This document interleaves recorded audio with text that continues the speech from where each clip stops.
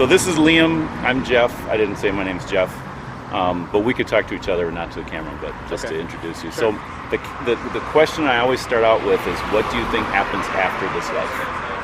Which is very general, but Sure. everyone's got an opinion about it. I've thought about it before. I've changed my mind several times. I know we're talking about religion. Personally, I'm not a religious person. I'm pretty open about that for the most part. I definitely respect beliefs. But to answer your question, I think our consciousness kind of fades out. It would be nice to believe that there's something after this. Yeah. But it's hard to imagine what that is and whether or not I would want to exist there for eternity, right?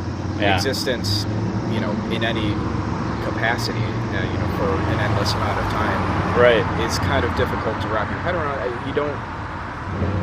I'm not sure if that was something I would want, even if it's this ideal place like heaven is supposed to be. Yeah. Did you come from a religious background at all growing up, or? No, my parents took me to a Unitarian church, which isn't as religious as like Well, they try to be very open to all religions, right? Right, all walks of life. But no, it's not as spiritual as Christianity or something like that. Was it just like a one-time visit, or did they? No, we went there regularly. Oh, okay. Every Sunday. So but we listened to the preacher. They talked about things that were going on in the world and how to be more accepting of other people.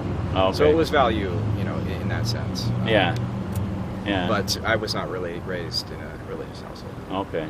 Would you say, Liam, you believe in God or a higher power then? Kind of goes along with the idea of an afterlife. Exactly right. I've thought about it, given it quite a bit of thought in my time. I'm 19 years old, so it's kind of weird for me to say in my time. You may change your mind multiple times. Exactly. I'm planning on it. Right? Yeah. That's what you plan on. But at this point, I think there's something out there. I don't want to believe it was just random chance that we're here, that we have this ability to reason and think about abstract things and exist in the format that we do. I think there's something out there. I think it's not something that we're able to comprehend with the technology that we have in our brains. Right. Right. I think if there is something out there, it's probably beyond our comprehension. Yeah. Do you, I guess when I say God, I should qualify it by saying, do you believe like there's, like, not necessarily the God of a particular religion, but more like a creator, as opposed to we're all creation and there's a creator. Right. So like an initial spark or an initial I think everything. we can't say for certain. Yeah. Modern science has tried its best to define it. I know they're still working on trying to figure out what happened. It seems like they're trying really hard too. Yeah. And trying to find like life in other planets, other galaxies, things like that. Yeah, I mean, it's not a fruitless venture, right? No. It's definitely worth doing, even if you are religious, right? Yeah. Well, the nice thing about science is it's always changing. Like you can always say, well, we don't know the answer to this, but someday we will, and so is religion, we may. too. Not to put the two in in kind of this contrast, but they're both dynamic ideas that are changing daily. Yeah. So, but to answer your question, I don't think there's a way we can know. Yeah. Unless some kind of cosmic knowledge was beamed into all of our heads. But, that would predicate the existence of a creator. And actually, that is what the Bible would teach: is that there is this knowledge that we've all been given. The problem is, it's not it's not what we want. Like it's not like we require. Like we may have a skeptical brain, or we may say, hey, you got to prove it to me that God, you exist, that kind of thing. And so the Bible actually says we're given everything we need, but not everything we want. And scientists, like the whole burden of proof thing, and in order to prove it to me, you've got to reach this level of credibility, and Yeah, there's different strategies about saying anything for certain. Scientists and very religious people have different mindsets in that way. Again, not to put the two in contrast. Yeah. But no, I understand what you mean. I call it a skeptometer. Like, it's like, where do you set your level of skepticism, and like what is an acceptable burden of proof? Sure. Do you have any feelings like there could be a God or a creator, and just definitely, and like I said, if there is, it likely is beyond our comprehension. Yeah. So do you think let's say there is a God that made us, made everything, really. As far as we know, we're the highest thinking organisms that there are. Right. Do you think this God would have the ability to make us in such a way that we could have a relationship with our Creator? Not that we would know everything about Him. I'm not saying that, but just enough that we would know enough that there could be a belief, or a faith relationship, I'll call it. Yeah. No, I know what you mean. I think it's possible. Yeah. Yahweh I understand the way it plays out in interpersonal communication, in intrapersonal communication, right? Uh-huh. It's most of the effort has to come from us, right? The way I see it, if there is a God, if there is some kind of entity that has created us, that has endowed us with this ability to think at such a high level, to have a relationship, part of me wants to say, well, that's only logical, that's for a reason, right? What'd you say? That's only logical, right? Yeah. That's for a reason. Yeah. But God has not, if there is a God, right? Or the way I conceive of it, personally. I mean, and all of it has to be personal, right? At the end of the day, your relationship has to be personal. The way you conceive of it has to be personal. Personally, this kind of entity has not presented itself. Yeah. I know you'll probably say, well, you need to look for it, right? Yeah. Or it's there even if you don't see it. But I get it. I get it. But it hasn't presented me to, if it is a he or a her. Right. But it hasn't presented itself in a capacity that would lead me to say I need to put anything into it. Yeah. Right. I get it. Yeah. So I'm naturally a skeptical person. Do you have you ever thought about, okay, what would my criteria be to believe that God exists? Like, would God need to, like you say, you'd have to have some sort of a personal experience with God? I mean, it wouldn't need to be a burning bush. or hopefully like not a near-death experience or something like That's that. how people meet God. Right? Some people do. Yeah. I don't know why then he chooses to present himself. But, or if they do. But I think it would need to. I would need to be shown some kind of undisputable truth about myself, about humanity, about the universe that we exist in, that we just don't have the modality to express personally, or with the technology that we have or ever will have, or the consciousness that we have. Yeah. So I think it would need to have some kind of truth revealed to me in a obvious way. Yeah. Maybe not directly obvious, not something appearing in front of you and telling you something, but in its own way. Yeah. Right? If something just clicked in my brain that never would have clicked before, never has clicked for anybody in the past, again, we could go a lot of different ways with it, but that would be, if I were the creator, I think that's how I would choose to. Would be my. I've had a lot of conversations, and like when I find out that people are, say, Christians, I like to ask, well, how did you become a Christian? So I don't just talk to people that are not Christians, it's very interesting all the different ways that people have come to believe in God, or even people that aren't Christians, but they believe in God. At least that they do believe in. And a lot of times it's something really small, like some little coincidence or some little circumstance, or something that when they try to share it to someone else as like this is proof or whatever, people look at them like that's so minor, but it's important to them, and so that's why I like what you said. It needs to be a personal experience, Sure. And the question then becomes, does everybody get that in their lives? And if they do, how do they respond to it? Yeah. So I guess, in all fairness, assuming that this God is a fair and just entity, right? However it's defined, objectively, because we have our own definitions. We sure do. Yeah. But however it's defined objectively, if it were to be fair, it has to happen to everybody at some point. Yeah. Right? One point or another, so that they come to have this relationship and come to show the correct form of, not necessarily respect, but acknowledgement. Yeah. That this entity has this responsibility for, life, for everything that we have come to know. Yeah. One way to think about this, though, is so the Bible talks about us as people as having rebelled against God.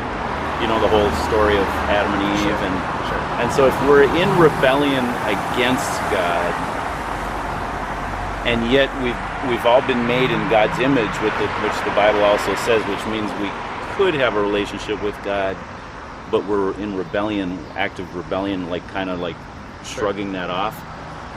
God wouldn't really owe us anything, and so if he gives some people a little revelation of himself and others a bigger revelation of himself, it's actually fair. I'm just telling you, like the Christian, the biblical mindset. It's actually fair because God doesn't owe any of us anything, if that makes sense. Right. And so I have met people that have had major miracles, that they talk about, and others that it's just something minor. And then I think maybe even for most people it's more like word of mouth, like when we read the Bible, we're reading the eyewitness accounts of people from way back in history, and so it's like maybe that's all the evidence we need. Some people like yourself might need more, because some people are more skeptical than others. Right. I mean, I think that kind of personal experience in tandem with the experiences that the people in the Bible have would be enough. When I read anything, right, I know this Bible holds a special place for a lot of people. Yeah. I don't, there's this whole debate about whether you should believe every word in the Bible, sure, whether or not it's true, right? Yeah. Personally, I don't believe every word of any text I've ever read, right? Even if it's the most objectively truthful thing ever, right? I'm skeptical. So I think that's just a difference in temperament, right? And maybe that's something that you can learn, and maybe it's just inherent, and born. But I kind of think I'm skeptical too, like yourself. But I have had that experience with God where I believe with all my heart that God exists, and that God is trying to, that God is communicating with us, that the Bible would be the principal way. And I wouldn't call myself, like, say, a literalist, because the Bible is written in so many different genres that you can't take them all literally,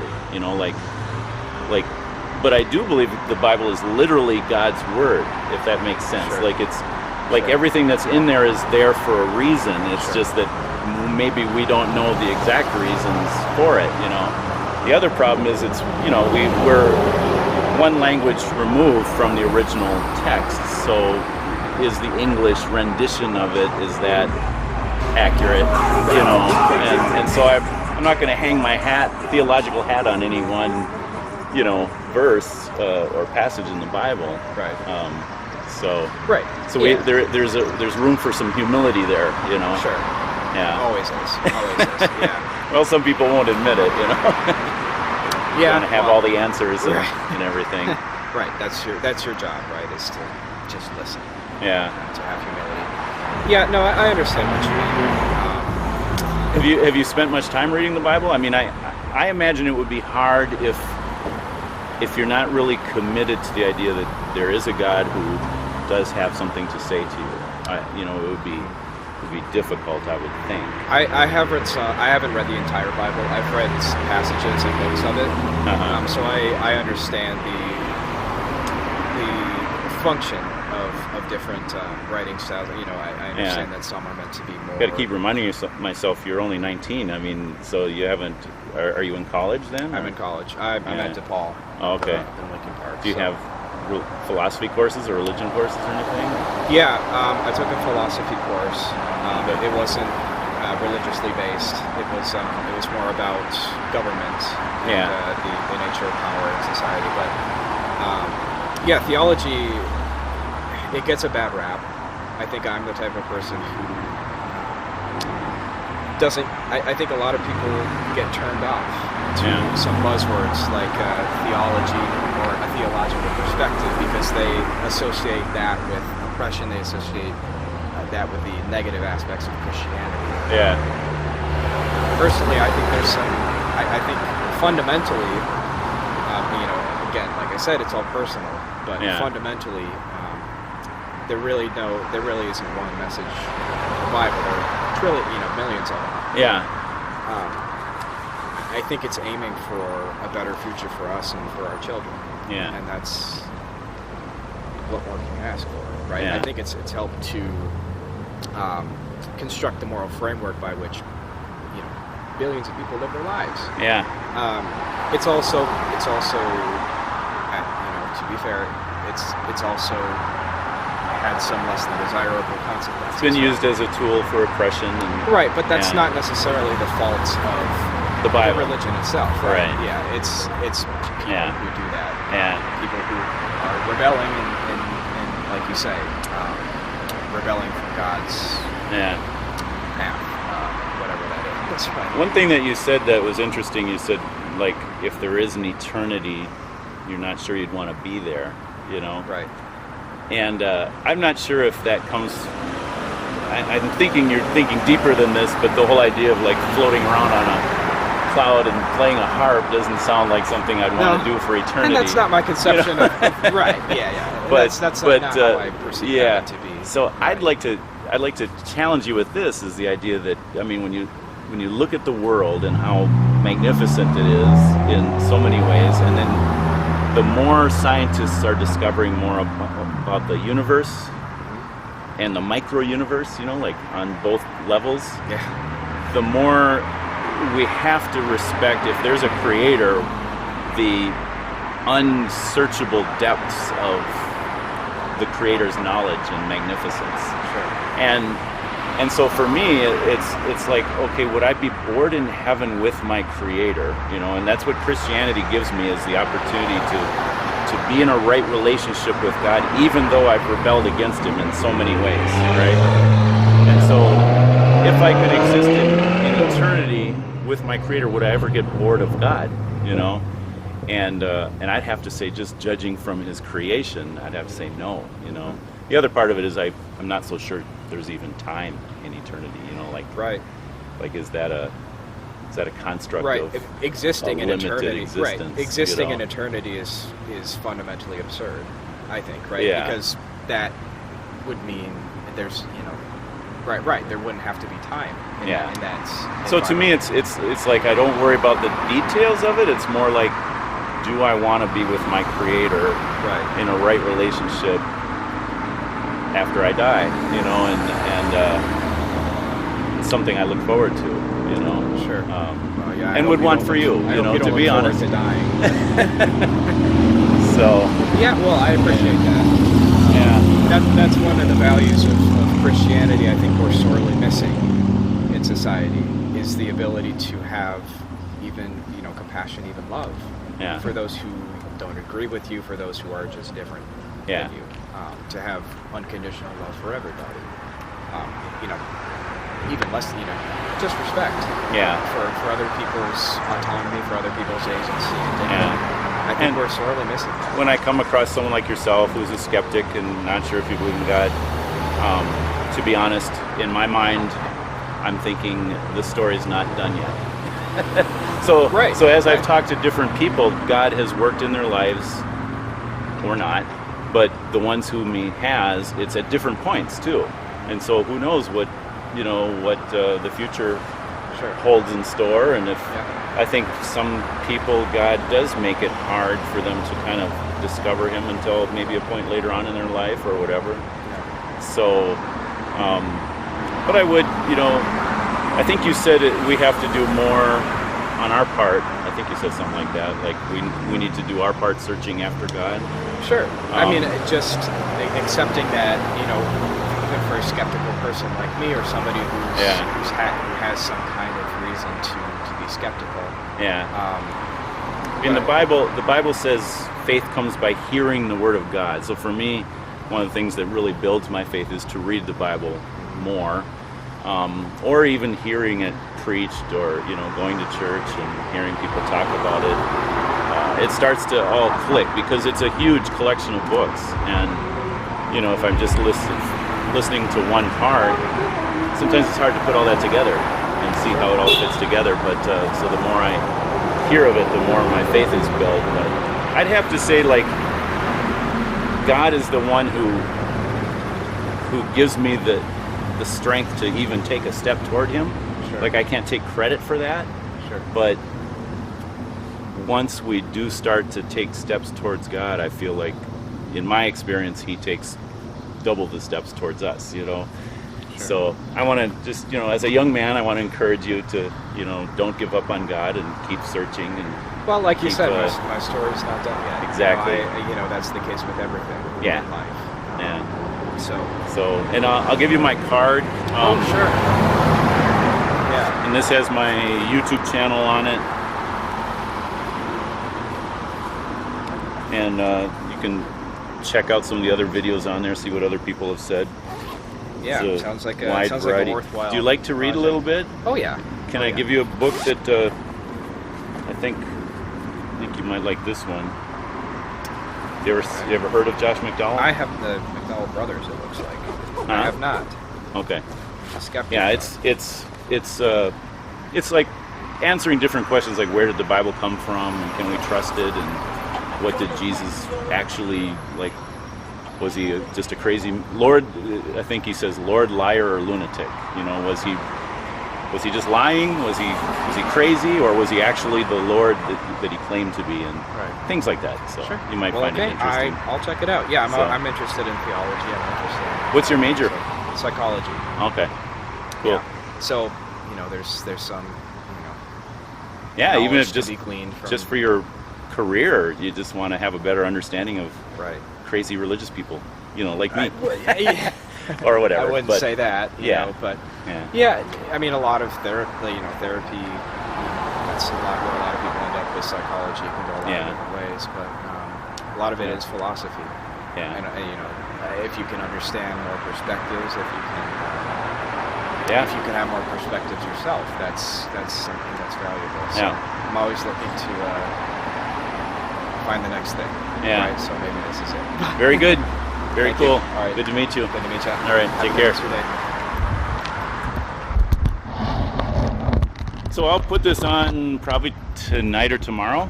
Okay. And then if you look back in my videos, I usually write something about them. That usually takes me a while to think about what I'm going to write, but it'll be on there. And if for any reason you don't want it on there, just let me know. Okay. Yeah, I'll take it right off. So. All right. Thank you. Okay.